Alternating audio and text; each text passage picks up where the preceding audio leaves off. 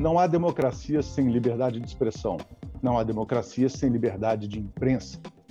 Os dois conceitos estão, inclusive, consagrados na nossa Constituição. Mas essas liberdades são absolutas? Quando e como elas podem ser, digamos, violadas? Quando elas entram em conflito? É sobre isso que vamos começar no nosso programa de hoje.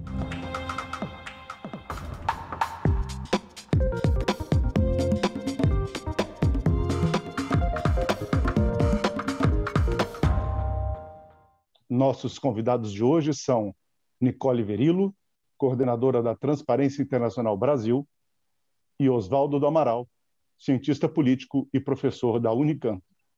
E vamos começar tentando estabelecer um pouco a diferença entre liberdade de expressão e liberdade de imprensa. A segunda parece ser parte da primeira, ou são as duas totalmente distintas? Professor Oswaldo, o senhor, por favor, para começar.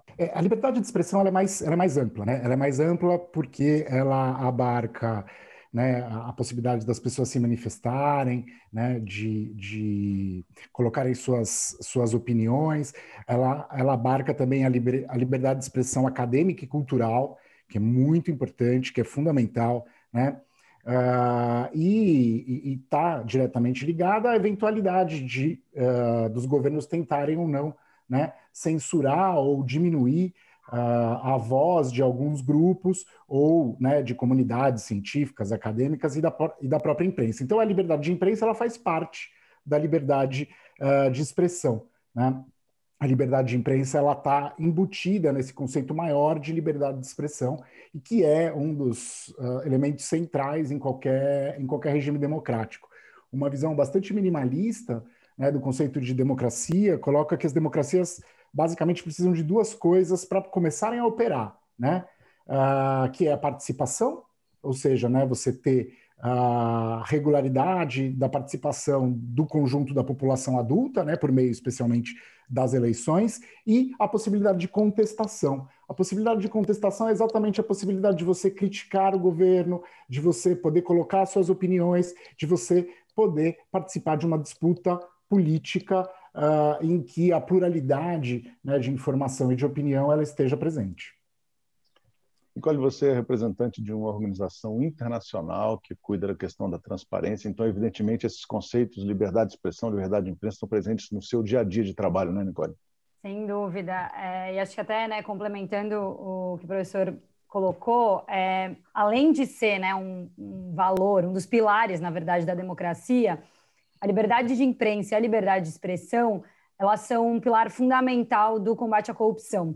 E eu trago isso porque muitas vezes, né, o uso da luta contra a corrupção, dessa bandeira contra a corrupção, ele é utilizado como forma para atacar a liberdade de expressão, a liberdade de imprensa, né, por discursos populistas, discursos que usam essa bandeira para fazer ataque a esses direitos. Então, sem informação, sem imprensa livre e atuante, a gente não consegue combater a corrupção e a gente faz com que tudo que devia ser transparente fica restrito ao interesse de poucos e de poderosos. Então, é um pilar fundamental para a democracia a liberdade de imprensa.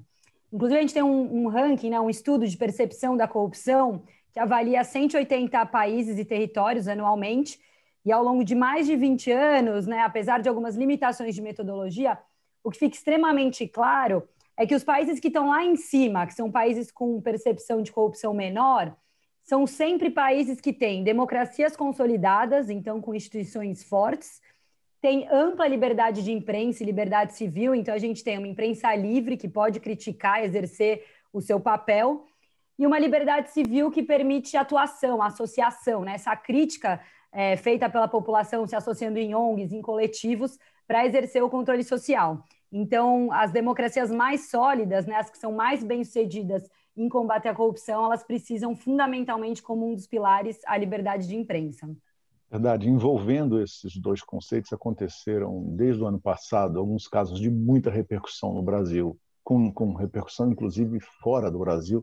O caso do blog Terça Livre, as medidas adotadas pelo ministro do Supremo Tribunal Federal, Alexandre de Moraes, contra sites e perfis acusados de disseminar fake news e discursos de ódio. Bom, parte da opinião pública brasileira considera que o ministro, com as suas atitudes, e o Supremo Tribunal Federal, nessas atitudes, teria desrespeitado justamente as liberdades individuais. Outra parte da opinião pública considera que, ao contrário, o Supremo saiu em defesa da democracia. Como vocês analisam esses casos e até que ponto eles são um desafio da sociedade moderna, da democracia dos dias de hoje? Bom, eu vou tentar começar. Eu acho que esse é um caso muito emblemático e que, infelizmente, muitas vezes é simplificado, né? E, de fato, tem questões que são muito difíceis, né? Mas que também são assuntos complexos que, quando a gente simplifica muito, a gente perde um pouco desse debate. E tentando fazer um pouquinho de uma retrospectiva, né? Infelizmente, pelo tempo, talvez não tão complexa como o tema exige, mas a gente tem, em março de 2019, é importante resgatar isso, o presidente do Supremo, Toffoli, ele abre um inquérito, né, que foi apelidado de inquérito das fake news, inquérito do fim do mundo, recebeu diversos apelidos, que era um inquérito para apurar supostas ameaças feitas, né, por fake news aos integrantes do Supremo. E o Toffoli nomeou o ministro Alexandre Moraes para presidir esse inquérito. E esse inquérito, no começo, assim, quando ele foi logo aberto, ele não chamou tanta atenção.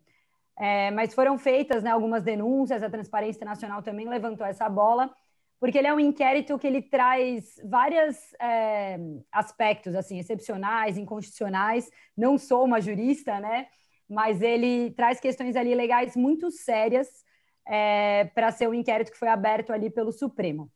Algumas delas eu vou tentar ilustrar para entender um pouquinho a gravidade desse debate e chegar na questão da Terça Livre, né, da revista Cruzoé e de outros fatos que foram esse debate nacional e internacional. O inquérito, por exemplo, ele tem um objeto que ele não tem um fato ou uma pessoa, como normalmente tratam os inquéritos. Ele trata diversos assuntos, diversos objetos, diversos indivíduos. E ele foi aberto pelo ministro Toffoli não como uma resposta de um pedido, por exemplo, de um promotor, que normalmente é a prática comum quando o inquérito é aberto. E o juiz presidente, que é o Alexandre de Moraes, ele foi nomeado diretamente e não também selecionado por sorteio, que costuma ser a prática. E ele foi aberto de forma sigilosa, né? Por muitos meses nem o Procurador-Geral da República teve acesso aos documentos. E tem ainda uma situação ali um pouquinho de conflito de interesse, porque o ministro Moraes ele acaba desempenhando uma função tanto de promotor quanto de juiz do inquérito, né, o que impossibilita um pouco a imparcialidade. E como o inquérito ainda trata, né, de possíveis ameaças e fake news contra o Supremo e seus membros, o Moraes ele é um membro também, então é possível que ele ainda seja uma vítima, né, dentro do inquérito. E isso para tentar ilustrar um pouquinho a forma, né, como ele foi feito, ele acabou sendo um instrumental para o Supremo para fazer uma série de circunstâncias e de ações arbitrárias diversas, entre elas censuras, né, à imprensa, à revista, busca e apreensão com investigados que não tinham acesso, né, aos autos, incluindo o próprio Rodrigo Janot, ex-procurador, requisição de mensagens hackeadas, né, de autoridades de alto escalão diretamente para o gabinete desse ministro. Enfim, permitiu uma série de arbitrariedades, sempre tendo esse inquérito como fundo, né? Em 2019, a então PGR Raquel Dodge pediu a suspensão, né? Não teve. Na verdade, ela pediu a anulação desse inquérito por ele ser ilegal e permitir uma série de arbitrariedades e abusos. E aí, o PGR atual, Augusto Aras, ele só em maio de 2020, do ano passado, quando esse inquérito ele permitiu uma ação da Polícia Federal contra alguns políticos, empresários e ativistas governistas, né, que apoiam o presidente Bolsonaro, com um mandado lá de, mais ou menos, se eu não me engano, 29 mandatos de busca e apreensão, quando eram ali pessoas próximas ao governo, foi então quando o PGR Augusto Aras falou, opa, acho que esse inquérito tem que ser suspenso. E não foi suspenso, né? Não foi suspenso esse inquérito, o Supremo decidiu pela sua continuidade, ele segue aberta. E eu estou tentando trazer um pouquinho, porque ele é um inquérito um pouquinho, talvez não seja a melhor palavra, né? Mas esquizofrênico e foge um pouco à norma. E, por vezes, ele foi né, utilizado para fazer algumas ações que pareciam ser defesas, né, da democracia e, por vezes, ações que, na verdade, feriam alguns direitos. E aí a questão que a gente abre, né, e a nossa posição aqui na Transparência Internacional, é que, obviamente, a luta contra a desinformação e a desinformação, né, criminosa, ela é fundamental. mas ela tem que ser feita por vias legais também, e não por uma via ilegal e autoritária, né? A gente precisa coibir redes criminosas de fake news, é essencial isso para defender a própria democracia, que é o assunto que a gente traz aqui, mas é muito perigoso quando a gente permite se combater uma ilegalidade com outra ilegalidade. Foi um debate também, né, na prisão do deputado Daniel, que tocou muito, né, também um pouco respaldada por esse inquérito. Então, é um debate importante de ser feito, da gente não defender a lei por conveniência, mas entender o que esse inquérito e por que, em alguns momentos, parte da sociedade o defende e outra parte o ataca, né? E que ele talvez não seja o instrumento mais legal para fazer a defesa da democracia. Então, que ela deve ser feita, né? Combater o fake news é fundamental, mas esse inquérito é um inquérito extremamente perigoso e que o que ele toca ali, né, em termos de liberdade de imprensa, nem sempre é a forma mais correta e legal de fazer essa defesa. Então, na verdade, a legalidade, né, para a gente defender a democracia, a gente também precisa defender a lei, não por conveniência. E esse decreto, infelizmente, esse inquérito, desculpa, não decreto, é uma forma ilegal, né, de fazer a defesa, inclusive de um princípio que a gente preza tanto, que é a liberdade de imprensa e a democracia. Eu vou emendar um pouco no que a Nicole estava colocando. Eu acho que você tem limites, esses limites estão estabelecidos constitucionalmente nos códigos, né? Então, eu não posso chegar aqui e dizer que a Nicole e a Transparência receberam 5 milhões do governo federal para fazer um relatório se eu não tenho prova sobre isso, né? E aí eu vou ser criminalmente responsabilizado por isso, e é importante que isso aconteça, né? É importante também que a própria mídia exerça um processo de autorregulação sobre a qualidade do que é produzido, do que é veiculado, né? A gente sabe que tem uma série de veículos de comunicação que são sérios, né? Que seguem todos o que a gente, né? O que normalmente os estudantes aprendem na disciplina de ética nas faculdades de jornalismo, seguem a legislação, né? Checagem e tal, e tem muitos outros que não, né? Então é fundamental que se desenvolva um princípio de autorregulação e que haja uma situação de conscientização, né, e de valorização das mídias profissionais, né? E aí não importa muito a tendência que seja, né? Uma coisa é você está imputando fatos ou reportando fatos que são verdadeiros ou que vão ser falsos, e aí você tem que ser responsabilizado por isso. Outra coisa é você externar uma opinião, claramente uma opinião, né? O que a gente tem visto, e acho que o que é um dado preocupante no caso brasileiro, é que tem uma série de indicadores que foi desenvolvida pela Universidade de Gotemburgo, que é o Variedades da Democracia. No Variedades da Democracia, eles têm lá um índice de liberdade de expressão, que é um índice agregado, que tem liberdade de expressão acadêmica, liberdade de imprensa, né, tentativa de censura por parte dos mais diferentes entes governamentais. E a gente está no nosso pior nível desde 1986. Então, o Brasil, né? O Brasil é uma pesquisa feita com 3.700 especialistas que vão opinando sobre uma série de perguntas ali, e o Brasil está no seu pior nível desde 1986 e muito abaixo de Chile, Uruguai e Argentina, só para ficar, né, em países que tem, que a gente pode comparar, que estão no mesmo continente, que tem, né, rendas mais ou menos parecidas, que sofreram experiências autoritárias na segunda metade do século XX. Então, acho que daria para comparar. Nós estamos muito abaixo, né? E o índice de liberdade de imprensa está num nível ainda mais abaixo, né? Mais abaixo do que em 1985. O que isso retrata é que, segundo, né, a afirmação, quase que diariamente algum jornalista é constrangido. Atacado, seja, e aí, óbvio, seja de forma direta, seja de forma indireta, né?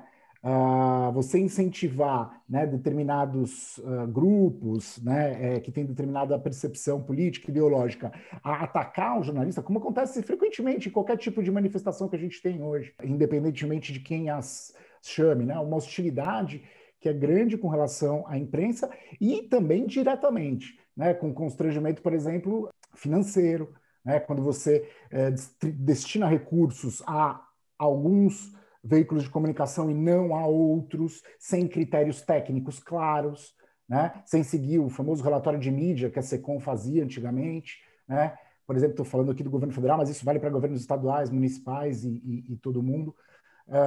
Então, existe uma situação que é uma situação que a gente tem que ver com preocupação no momento. Por quê? Porque ela rompe um dos acordos básicos da própria democracia, que é a ideia de respeitar a opinião contrária, a diferença, e aceitar que é um jogo e que você pode ganhar esse jogo e que você pode perder esse jogo, e isso não faz com que você necessariamente queira eliminar o seu adversário, né? A gente tem assistido isso nos Estados Unidos, né, já há algum tempo, e agora, recentemente, né, que os democratas ganharam, daí os republicanos agora vão ficar fazendo de tudo, né, para atrapalhar e para, enfim, né, tentar inviabilizar o governo. Exatamente. E a mesma coisa aconteceu da outra vez, quer dizer, essa quebra embora de maneira bem menor, né? Isso também tem que ser dito.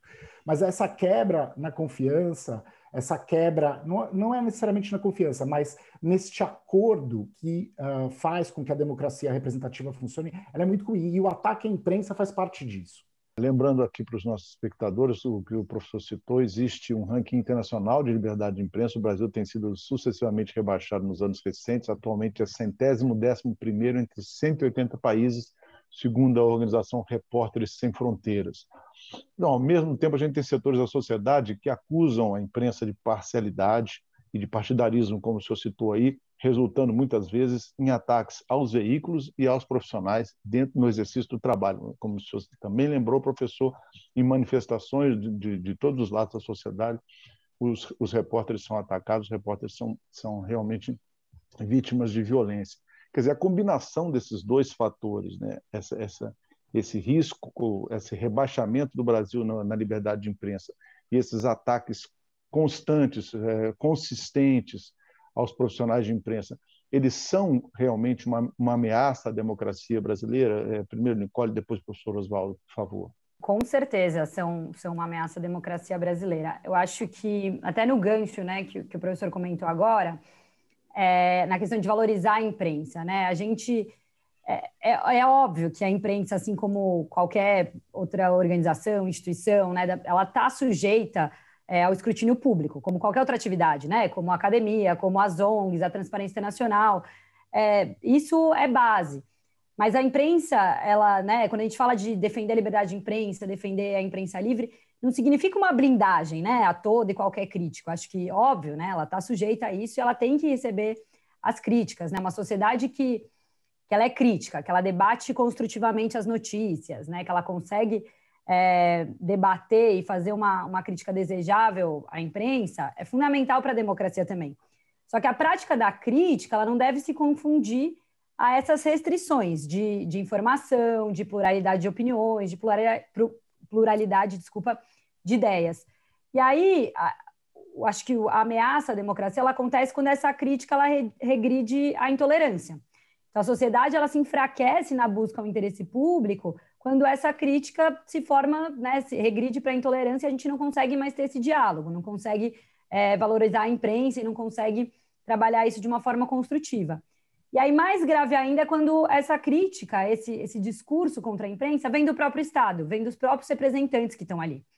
Aí sim, né, quando a gente tem um presidente ou um governador ou um outro representante do Estado que ele mesmo força essa intimidação à imprensa, aí é quando o regime democrático mais ainda está ameaçado, né? Você não pode simplesmente ameaçar de parcialidade ou ameaçar, acusar de partidarismo e usar isso, né, de forma simplista e sem argumentos, sem discussões aprofundadas ou sem as maneiras corretas e legais, né, de fazer essa acusação e somente destilando isso numa narrativa, num discurso de ódio, onde se enfraquece o regime democrático e coloca em risco, né, toda a construção e as instituições do país. Sim, eu acho que é fundamental entender que todo e qualquer órgão de imprensa vai ter algumas preferências. Essas preferências elas podem ser no próprio tipo de notícia que você vai reportar, já é uma preferência, tem uma preferência. Você tem editores com preferências, você tem donos dos meios de comunicação com preferências, você tem jornalistas com preferências. É normal que seja assim. E é interessante que haja, de fato, uma pluralidade de preferências, e aí também eu queria ressaltar isso, já que a gente está aqui na TV Senado, é importante ter uma mídia pública forte, né? Porque, em alguma medida, ela está um pouco menos, se ela está talvez mais sujeita um pouco, né, às vicissitudes da política, ela está menos sujeita às vicissitudes do mercado. Então, enfim, é muito importante também você ter isso, né? Mas o que eu queria dizer é que isso vai estar presente. O que é importante é que os fatos sejam reportados da maneira correta, né? Que não haja calúnia, que não haja difamação, que não haja mentira, certo? E que as opiniões também estejam colocadas de maneira correta, ou seja, como opiniões, né? Por isso que os jornais normalmente, né, enfim, antigamente era mais fácil no impresso, né? Mas ainda hoje eles separam claramente o que é uma opinião, né, o que é uma reportagem, até fisicamente, né, nos seus espaços, para que isso fique claro. E aí a opinião faz parte do debate político. Se eu prefiro uma política pública A, se eu prefiro uma política pública B, né? O que não dá é para sair na capa da Folha de São Paulo que a hidroxicloroquina cura o Covid, né? Isso não dá para acontecer, porque é mentira.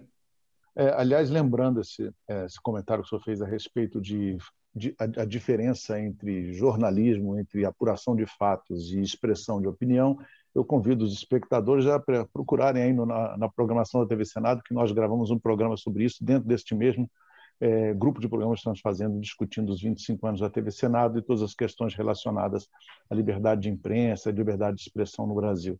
Uma última pergunta que eu queria fazer para vocês, nosso tempo está acabando, mas ainda cabe uma intervenção de cada um, é sobre essa questão da transparência, justamente. A Nicole citou no começo do programa que é essencial a liberdade de expressão e a liberdade de imprensa no processo de transparência que tem que existir em qualquer democracia. Como os senhores analisam a transparência no Brasil hoje? Se a lei de acesso à informação realmente foi um ganho importante nesse sentido? Porque a gente sabe que os brasileiros ainda acreditam muito que eles podem fazer a diferença no combate à corrupção. Foi feita, inclusive, a própria transparência, né, Nicole? Tem uma pesquisa mostrando que 82% dos nossos concidadãos acreditam que podem fazer a diferença no combate à corrupção. Então, professor Oswaldo, Nicole, como está a transparência no Brasil nesse momento? Então, eu acho que o Brasil avançou muito desde o fim do regime autoritário, com a Constituição de 88, com os ganhos que a gente teve, né, nos anos 90, 2000, e acho que a Lei de Acesso à Informação ela foi um fator muito importante para isso, e não só para o jornalismo, mas também para a gente pesquisador, né, porque a gente passou a ter acesso a uma série de dados que antes eram de difícil acesso, né? Eu acho que os governos, né, nesse período do pós-redemocratização, eles investiram muito em publicizar mais suas informações, né? E depois, obviamente, com o advento da comunicação eletrônica, né, da disponibilidade de dados online, isso ficou ainda mais fácil. Eu acho que avançamos muito nesse sentido. No entanto, acho que de 5, 6 anos para cá, a gente tem tido um retrocesso nesse sentido. Nós vimos, né, um inquérito que foi colocado sob sigilo de 100 anos. Né? Então, isso em alguma medida, censura indireta por parte do Estado. Quer dizer, eu estou restringindo uma informação de um inquérito, né, que apurava uma infração disciplinar, porque eu resolvi que sim, e pus ali como se aquilo fosse um segredo que pudesse causar uma invasão do Brasil, né? 100 anos, que é sigilo de alto segredo militar, né? Então, acho que há lacunas na Lei de Acesso à Informação e elas vão precisar ser buriladas. Agora, a Nicole pode falar muito mais sobre isso do que eu, acho que aí precisa de uma vigilância constante por parte de vários, né, da sociedade como um todo, sejam organizações não governamentais, sejam associações, seja a universidade, exatamente para que a gente tenha um Estado transparente. Né? As duas coisas, como a Nicole colocou no começo, citando os dados da transparência, as duas coisas caminham juntas, né? Democracia e transparência. A gente sabe, as pessoas falam muito, né? Ah, mas nos períodos autoritários não tinha corrupção. Claro que não tinha, a gente não sabe. Não havia liberdade para investigação, não havia liberdade para checagem, né? Então, é fundamental a transparência para que haja a possibilidade de você controlar o governo, né? Tanto horizontalmente, pelas outras instituições de controle, quanto verticalmente, a população dizer, olha o que eu descobri de corrupção aqui, eu não quero mais esse governo. Eu acho que a LAI, né, a Lei de Acesso à Informação, é algo, né, também, como colocado agora, que a gente precisa vigilar e precisa defender, né, com unhas e dentes, assim, nenhum retrocesso a ela pode ser aceito. Eu acho que ela demonstra muito, né, o que é sociedade também atuando com imprensa, exercendo esse direito, né? Quantas denúncias, né, não só de corrupção, mas de outros abusos, de retrocessos a direitos, se dão por jornalistas utilizando a Lei de Acesso à Informação, dando publicidade a esses dados e com a sociedade atuando em cima, né? Quantas investigações. E mais do que isso, a gente está agora vivendo ainda um momento de pandemia, onde essa lei foi muito desafiada, né? A gente teve uma medida provisória do presidente Bolsonaro logo no começo da pandemia, suspendendo os prazos da Lei de Acesso à Informação, porque as autoridades estavam de quarentena, e isso foi, essa medida provisória foi suspensa e revertida depois pelo Supremo. A gente teve também a Controladoria Geral da União recentemente querendo não dar os pareceres sobre os vetos presidenciais e sanções presidenciais à legislação. E a gente teve uma dificuldade imensa de dados, né? Todo mundo aqui deve lembrar, ano passado, a gente não conseguia saber a taxa de ocupação nas UTIs, quantos casos tinham, quantos suspeitos, e até hoje, né, os dados oficiais, né, os dados que a gente utiliza é de um consórcio de veículos de imprensa, de diversos dados epidemiológicos da pandemia. Então, além dos escândalos de corrupção, né, a transparência, a informação é para salvar vidas, né? A gente tem que ter noção como é que a gente controla uma pandemia dessa sem acesso à informação. Para além de todos os outros dados, óbvio que os dados de contratação importam, né? Os centavos que estão indo, cada centavo também importa. Mas a informação, ela é crucial, né? Todo mundo sempre logo relaciona a informação só ao combate à corrupção, aos números. Sim, ela é fundamental, né? A gente não combate a corrupção sem informação, e foi ótima a fala, né, sobre a ditadura, exatamente isso, né? A gente não tinha acesso à informação, mas a gente não faz políticas públicas também sem informação. A gente debateu agora a questão, né, do censo com o IBGE, como é que a gente desenha políticas públicas sem saber a realidade do país. Então, o direito à informação e a Lei de Acesso à Informação precisam ser, sim, de fato, né, um direito que a gente não pode deixar ter nenhum retrocesso, pelo contrário, aprimorar, garantir o anonimato e deixar ainda melhor a Lei de Acesso à Informação que a gente tem no país hoje. Muito obrigado, Nicole. Muito obrigado, Oswaldo, pela presença de vocês dois no nosso programa, e agradeço também a você que nos acompanha até agora, lembrando que essa entrevista já está disponível para você baixar ou compartilhar no nosso site, senado.leg.br/TV, no nosso canal do YouTube também, se você preferir. Obrigado pela sua companhia e até o próximo programa TV Senado 25 anos.